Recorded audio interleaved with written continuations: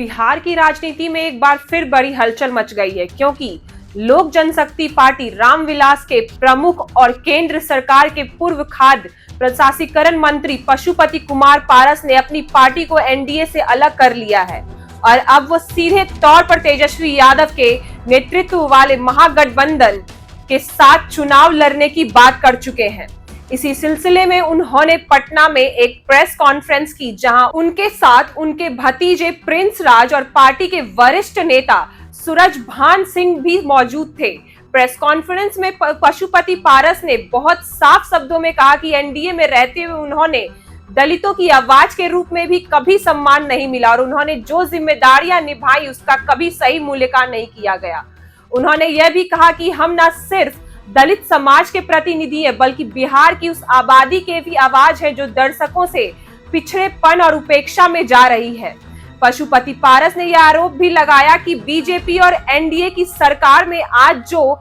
योजनाएं दिखाई जा रही है वह सिर्फ प्रचार और जुल्मों की राजनीति है। जमीनी स्तर पर कोई बड़ा बदलाव नहीं हुआ। उन्होंने यह भी कहा कि तेजस्वी यादव आज के समय के सबसे योग्य नेता हैं, जिसमें अनुभव के साथ साथ युवा सोच भी, और उन्होंने विपक्ष में रहकर भी जनहित की बात की है। नौकरी, शिक्षा, स्वास्थ्य जैसे मुद्दों पर खुलकर बोले हैं। यही कारण है कि पशुपति पारस ने ऐलान किया है कि आगामी बिहार विधानसभा चुनाव में वे तेजस्वी यादव के साथ मिलकर लड़ेंगे और महागठबंधन को मजबूत करेंगे। उन्होंने आगे कहा कि वे आरजेडी के साथ सीट बंटवारा को लेकर बातचीत भी शुरू कर चुके हैं और जल्द ही इसे अंतिम रूप दिया जाएगा। इस प्रेस कॉन्फ्रेंस में एक दिलचस्प बात यह रही कि जब पत्रकार ने सूरजभान सिंह से लालू यादव से जुड़ा सवाल पूछा तो वो चुप हो गए और कई प्रतिक्रियाएं नहीं दी, जिसने राजनीतिक गिलारियों में चर्चा शुरू हो गया कि कहीं सूरजभान को आरजेडी से अब भी कुछ निजी ऐतराज तो नहीं। हालांकि उन्होंने मंच पर चुपचाप बैठे रहकर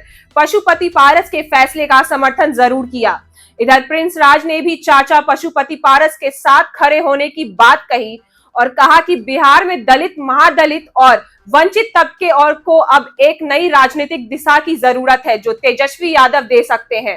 तेजस्वी यादव ने भी हाल ही में कहा है कि महागठबंधन अब विस्तार की ओर बढ़ रहा है और हर वह नेता जो बीजेपी और एनडीए की तानाशाही और उपेक्षा से परेशान है उसका स्वागत है। तेजस्वी पहले ही मुकेश सहनी और कांग्रेस के साथ सीट शेयरिंग फॉर्मूला लगभग तय कर चुके हैं और अब पारस के आने से गठबंधन को दलित समाज में भी और मजबूती आधार मिलेगा। इस ऐलान से एनडीए खेमा में बेचैनी देखी जा रही है, खास तौर पर रामविलास पासवान के विरासत को लेकर, क्योंकि अब एनडीए के पास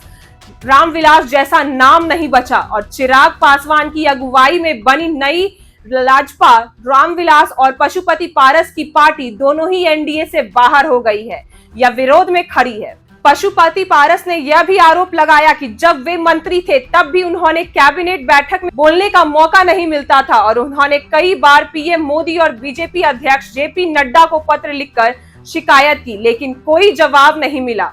इसके बाद उन्होंने तय किया कि अब वे खुद अपने बलबूते पर नई राजनीतिक राह चुनेंगे। उन्होंने कहा कि बिहार को अब जात पात की राजनीति से बाहर निकालने की जरूरत है और इसके लिए वे तेजस्वी यादव जैसे नेता के साथ खड़े हैं जो वर्ग की बात करते हैं। उन्होंने यह भी जोड़ा कि तेजस्वी के नेतृत्व में जो युवाओं को रोजगार देने की बात हो रही है वह सिर्फ भाषण नहीं है, बल्कि योजनाओं के जरिए जमीन पर उतरने की तैयारी है। साथ ही पशुपति पारस ने यह भी कहा कि वे आरक्षण, सामाजिक न्याय, किसान और बेरोजगारी जैसे मुद्दों को महागठबंधन के घोषणा पत्र में शामिल करवाएंगे और यह सुनिश्चित करेंगे कि सरकार बनने के बाद इन पर तेजी से काम हो। इस बड़े फैसले से बिहार की सियासत में भूचाल आ गया, क्योंकि एनडीए अब लगातार घटता दिख रहा है और महागठबंधन का दायरा बढ़ता जा रहा है। खासकर इस बार पशुपति पारस, प्रिंस राज, सूरजभान सिंह जैसे चेहरे अगर तेजस्वी यादव के साथ एक मंच पर दिखते हैं तो बिहार में बड़ा सामाजिक संदेश जाएगा